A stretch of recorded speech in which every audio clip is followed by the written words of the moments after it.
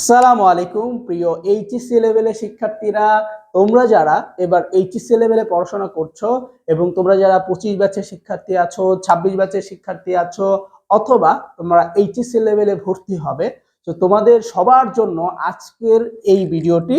এবং আমরা আজকে জানবো যে কেন আমরা সৃজনশীলে 10-এ 10 পাই না। আসলে একটা সৃজনশীলে কি লিখলে অথবা কিভাবে লিখলে একদম 10-এ 10 পাওয়া যায়, অথবা একজন টিচার যদি অনেক বেশি কঠোর হয়ে থাকে, তার সৃজনশীল তুমি লিখেও সেখানে তুমি কিভাবে 9 তুলতে পারো। তো এই ভিডিওতে আমরা সেই বিষয়টি নিয়ে আলোচনা করব। তো তোমরা যারা আমাদের পূর্বের ভিডিওগুলো দেখোনি, আমরা অলরেডি রচনা লেখার একটা পদ্ধতির ভিডিও দিয়েছি। তো কিভাবে লিখলে রচনায় বেশি নাম্বার পাওয়া যায়, তো ওইটাও যদি না দেখে থাকো তাহলে অবশ্যই দেখে নেবে। তো চলো আমরা শুরু করি আজকের এই ভিডিওটি।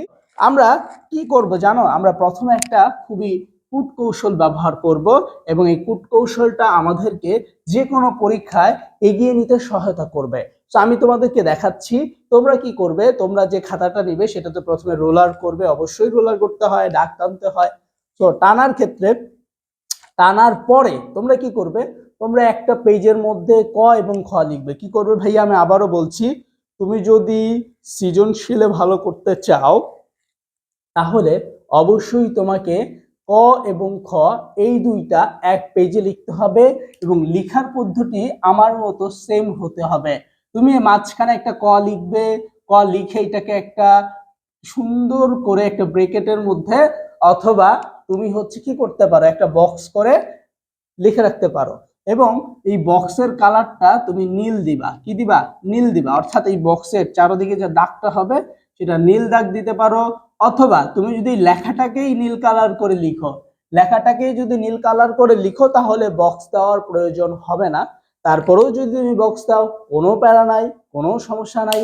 তারপর খেয়াল করো, তারপরে খ নম্বর সেম। তাহলে আমরা বুঝতে পারছি এইটা যে সৃজনশীল লেখার ক্ষেত্রে আমরা সব সময় ক কি করব, মাঝ বরাবর দিব, খ মাঝ বরাবর দিব এবং ক এবং খ এক পেজে লিখবো। কি করব ভাইয়া, ক এবং খ এক পেজে লিখবো। ঠিক আছে? আচ্ছা, এবার আমরা দেখি যে আসলে কর উত্তরটা আমাদের কিভাবে দেওয়া উচিত এবং কিভাবে দিলে আমরা একটা ভালো নাম্বার ক্যারি করতে পারবো। খেয়াল করো, 1 নাম্বার, প্রশ্নের সাথে মিলিয়ে উত্তর দিতে হবে। অর্থাৎ তোমাকে ঠিক যেভাবে কোশ্চেন করা হবে তোমার উত্তরটাও ঠিক ওইভাবেই দিতে হবে। সো আমরা অনেকে একটু বেশি পণ্ডিতি করি। কেমন পণ্ডিতি করি? যেমন আমাদেরকে প্রশ্ন করা হয় তোমার নাম কি, আমরা উত্তর দেই যেমন আমার নাম বলতে পারি তাসনাম, আমরা বলতে পারি যেমন তাসনাম, তোমার নাম কি, আমি বলি তাসনাম। বাট এভাবে বললে আসলে তুমি কতটা জানো, অথবা তোমার বচন ভঙ্গি সম্পর্কে কিন্তু আমি একটা আইডিয়া পেয়ে যাই। বাট আমি যদি এভাবে না বলি যে আমার নাম তাসনাম, এটা যদি আমি বলি এভাবে না বলে, যে তাসনাম না বলে আমি যদি বলি যে আমার নাম তাসনাম, তাহলে কথাটা একটু সুন্দর শোনা যাচ্ছে এবং আমি যাকে এই প্রশ্ন উত্তরটা দিচ্ছি সেও কিন্তু আমার সম্পর্কে একটা পজিটিভ ধারণা পাচ্ছে কিনা বলো ভাই? অবশ্যই পাচ্ছে। তাহলে আমাদের প্রশ্ন উত্তরগুলো এভাবে দেওয়া উচিত, যেইভাবে প্রশ্ন করবে ঠিক ওই প্রশ্নের সাথে মিল রেখে উত্তর দেওয়া উচিত। তাহলে এখানে বলা হয়েছে তোমার নাম কি, আমি বলেছি আমার নাম তাসনাম। সো বুঝতে পারছো? আমি আশা করছি তোমরা কটা বুঝতে পেরেছো। খ নাম্বারটা একটু খেয়াল করো। খ নাম্বার কি করবে, খ নাম্বারে 2টা প্যারা হবে। কয়টা প্যারা হবে? 2টা প্যারা হবে। যেমন দেখো, প্রশ্নের চাওয়া উত্তর আগে দিতে হবে। অর্থাৎ আমরা সব থেকে ভুল করি কি জানো, আমরা সব থেকে ভুল করি এইটা যে প্রশ্নে যেটা চাচ্ছে আমরা সেটা উত্তর দিচ্ছি না। আমরা কি করতেছি, যেটা চাচ্ছে সেটা তো উত্তর দিচ্ছি, উল্টো আরো বেশি দিয়ে দিচ্ছি। বাট আমরা যদি এরকম করি, প্রথমে যদি উত্তরটা বলে দিই টিচারকে, স্যার এটা এইটা হবে, স্যার আমার নাম না তাসনাম, আমি যদি বলতে পারি যে আমার নাম তাসনাম, তাহলে আমি বাকিটুকু বলতে পারবো কিনা বলো ভাই? অবশ্যই বলতে পারবো। আমি কোথায় থাকি, কোথায় পড়ালেখা করতেছি, কি পড়াই, কোন সাবজেক্ট পড়াই, সো বলতে পারবো কিনা বলো? অবশ্যই বলতে পারবো। তাহলে প্রথমে আমার নিজের পরিচয় দেওয়া উচিত, তারপর আমার বাকি তথ্যগুলো আমরা খুব সহজেই জানতে পারবো। তাহলে খেয়াল করো, তাহলে আমরা জানি যে ক্ষয়ের ক্ষেত্রে 2টা প্যারা হবে। কয়টা প্যারা? 2টা প্যারা। তো 2টা প্যারার ক্ষেত্রে আমি বলে দিচ্ছি, প্রথমটা হচ্ছে প্রশ্নের চাওয়া উত্তর আগে দিতে হবে। যেমন তোমাকে কোশ্চেন করা হলো দুষ্প্রাপ্যতা বলতে কি বোঝায়, ধরো এটা তোমাকে কোশ্চেন করা হলো, উত্তরটা কি দিবা? উত্তরটা দিবা দুষ্প্রাপ্যতা বলতে, দেখো এখানে প্রশ্ন করা হয়েছিল যে দুষ্প্রাপ্যতা বলতে, তাই আমিও বলেছি যে দুষ্প্রাপ্যতা বলতে সম্পদের স্বল্পতাকেই বোঝায়, সম্পদের স্বল্পতাকেই বোঝায়। তাহলে আমি টিচারকে প্রথমেই বলে দিলাম স্যার দুষ্প্রাপ্যতা মানে হচ্ছে সম্পদের স্বল্পতাকেই বোঝায়। এখন টিচারকে আমি বলে দেওয়ার ফলে টিচার কি বুঝতে পারছে?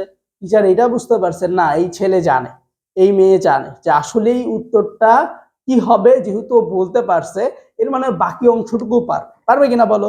তাহলে আমরা কি করব, প্রথমেই সঠিক উত্তরটা লিখে দিব, তারপর তুমি যা জানো, ঠিক আছে, যা জানো সেটা 2 থেকে 3 লাইনের মধ্যে লিখে দিবা।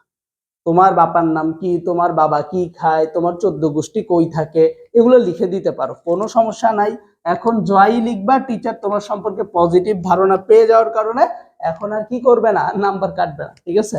সো এটা মাথায় রাখবে। দেন আমরা ঘ এবং ঘর ক্ষেত্রে আমরা হচ্ছে 1.5 পেজ করে লিখবো। তাহলে ঘটা হচ্ছে 1.5 পেজ এবং ঘটা হচ্ছে 1.5 পেজ। তাহলে আমরা বুঝতে পারছি যে আসলে সৃজনশীলের ক্ষেত্রে ঘ কত পেজ লিখতে হয় এবং ঘ কত পেজ লিখতে হয়। দেখো ঘটা যদি আমরা 1.5 পেজ লিখি, ঘটাও 1.5 পেজ। অনেকে কি করি, আমরা এটা 2 পেজ 3 পেজ লিখে ফেলি, আসলে এটা ভুল। আমরা সবাই 1.5 পেজ লিখবো। কারণ কি, কারণ তুমি যদি ভাই এখানে 1.5 পেজের বেশি লিখো, এর মানে প্রত্যেকটা বানিয়ে লিখবা। কেন বানিয়ে লিখতে হবে? কারণ 1.5 পেজের উপরে আসলে উত্তরটা হয় না, ঠিক আছে, এই জন্য বানিয়েই লিখতে হয়। তাই বলছি সবাই 1.5 পেজ করে লিখবা। এবং এখানে 3টা বিষয়, ঘ নাম্বারে 3টা বিষয় থাকবে। 1 নম্বর হচ্ছে জ্ঞানমূলক সংজ্ঞা বর্ণনা, ঠিক আছে। অর্থাৎ তোমাকে যদি শুধু বৈশিষ্ট্য চাওয়া হয়, যে ঘ নাম্বার বললো যে তুমি হচ্ছে একটা বৈশিষ্ট্য লিখো, বৈশিষ্ট্য চাওয়া হলেও সেটার প্রথমে জ্ঞানমূলক, তারপরে সংজ্ঞা, তারপরে বর্ণনা দিতে হবে। জ্ঞানমূলক বলতে কি বোঝায় আসলে, দেখবা যে একটা চিত্র দেওয়া হয়, চিত্র দিয়ে তোমাদেরকে জিজ্ঞেস করা হয় যে এটা কিসের চিত্র, তাহলে তোমাকে প্রথমে এটা বলে দিতে হবে। ধরো একটা উৎপাদন সম্ভাবনা রেখার একটা চিত্র দিয়েছে, দিয়ে তোমাকে বলা হবে যে এটা কিসের চিত্র, তখন তুমি বলবা যে এটা উৎপাদন সম্ভাবনার চিত্র। দেন তুমি কি বলবা, তুমি হচ্ছে এই যে উৎপাদন সম্ভাবনা রেখার কথাটা যে বলছো না, এর মানে টিচার বুঝতে পারছে যে তুমি চিনতে পারছো চিত্রটা। দ্বিতীয়ত তুমি এটার একটা সংজ্ঞা দিবা, উৎপাদন সম্ভাবনা রেখার যখন তুমি একটা সংজ্ঞা দিবা, তখন কিন্তু স্টুডেন্ট মানে কি কতটুকু জানে এটা কিন্তু টিচার বুঝতে পারতেছে যে আসলে ও কতটুকু জানে, তাই না। তারপরে তুমি কি করবা, তারপরে তুমি তার 14 গোষ্ঠী লিখো, কোনো সমস্যা নেই, কোনো কি নাই, সমস্যা নাই। তাহলে আমরা এই 3টা বিষয় মাথায় রাখবো, জ্ঞানমূলক উত্তর, সংজ্ঞার উত্তর, বর্ণনার উত্তর, ঠিক আছে। দেন আমাদের 4 নম্বরের ক্ষেত্রে আমরা জ্ঞানমূলক, সংজ্ঞা, বর্ণনা এবং নিজের মতামত, অর্থাৎ 4-এর ক্ষেত্রে 4টা পয়েন্ট, 3-এর ক্ষেত্রে 3টা পয়েন্ট। 4-এর ক্ষেত্রে যে পয়েন্টগুলো জ্ঞানমূলক, সংজ্ঞা, বর্ণনা এবং নিজের ইচ্ছে মতো মতামত দিতে হবে, কারণ ঘ নাম্বারটা নিজের ইচ্ছা মতোই লিখতে হয়। তো তোমরা যদি এই জিনিসটা, অর্থাৎ এই কৌশলগুলো যদি অবলম্বন করো, আমি আশা করছি তোমাদের সামনে যে পরীক্ষাগুলো হবে সেগুলোতে এখন থেকে আর কখনোই কম নাম্বার পাবা না, সবাই বেশি বেশি নাম্বার পাবা। তো এই ভিডিওটিও যদি ভালো লাগে তোমাদের, তাহলে অবশ্যই কমেন্টে জানিয়ে দিবা এবং পরবর্তীতে তোমরা কোন টপিকের উপর ভিডিও চাচ্ছ এটা আমাকে অবশ্যই জানাবা।